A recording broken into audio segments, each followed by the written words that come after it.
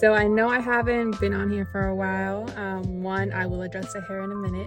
Two, but I am currently on residency at Elon Law, meaning that I get to be in a workplace condition. And this year, I am at the Court of Appeals. So I'll be showing you guys my routine or like my whereabouts at the Court of Appeals. And two, now addressing the hair. I refreshed my hair, and the commute to Raleigh from Greensboro is an hour and a half. So baby, I'm gonna use that to dry my hair. So that's what the clips are there, to get it volumized. Anyways, that's a separate video. Let me know if you want to see it.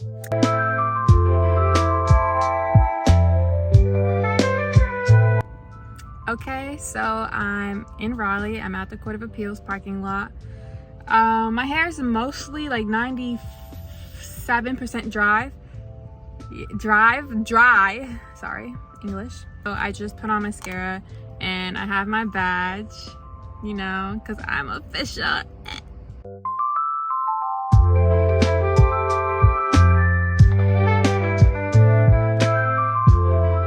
This is the infamous building of the Court of Appeals of North Carolina. Right down the street, this exact same street, is the Supreme Court of North Carolina.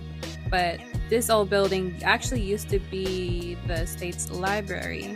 And coming up, you're going to see the words still engraved on the building. So just a little neat history for y'all. So real quick, I'm going to give you guys a tour and show you what the inside looks like.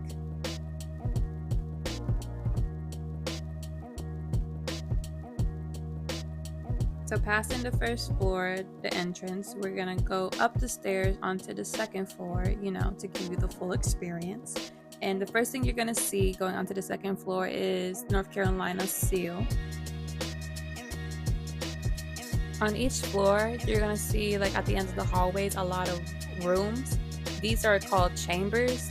It's an old Latin French word for vault, but honestly, just ignore that. It's just basically the judge's office. It's where the judges work, and it's also where their clerks work. So going up to the third floor, you're gonna see this display of all the North Carolina Court of Appeals judges, when their term started and where it ended. At the Court of Appeals level, judges are referred to as judges, but in the Supreme Court, they're referred to as justices. Another fun fact I thought you guys would like to know. I'm sure if you Google it, you can schedule an official tour of the Court of Appeals, but if not, then, you know, this is my tour for you guys.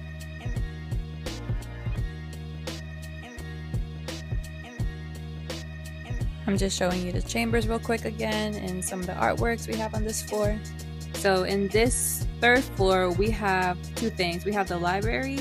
We have more history of the Court of Appeals, the previous judges and everything. And at the end, we actually have the courtroom, which I'm going to show you guys. On the right is another lounge for the judges to discuss cases after hearing them. So this is the courtroom. It looks really fancy, but don't be fooled. Those chairs are highly uncomfortable. That's just my personal opinion though. Comfortability aside, the courtroom is beautiful, and all of their oral arguments are live streamed on their YouTube page, so you can feel free to check those out and also look at their website to see their schedule and what arguments are being heard.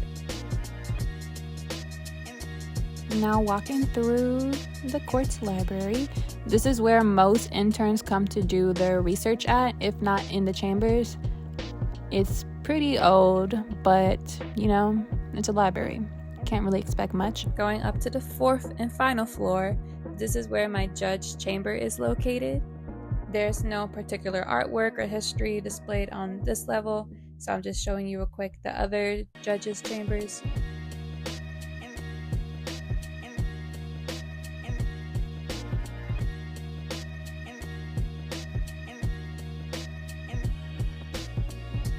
Keep my name at the bottom of the list. Yeah, we in there.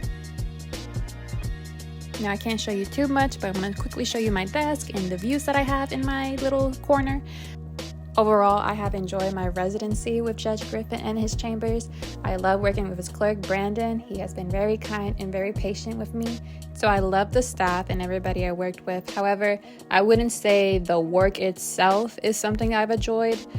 being a clerk involves a lot of research and writing, and I don't really get to interact with any clients since the public is my client that I'm writing the legal opinion for, and it's just not something that I see myself wanting to do after law school or ever.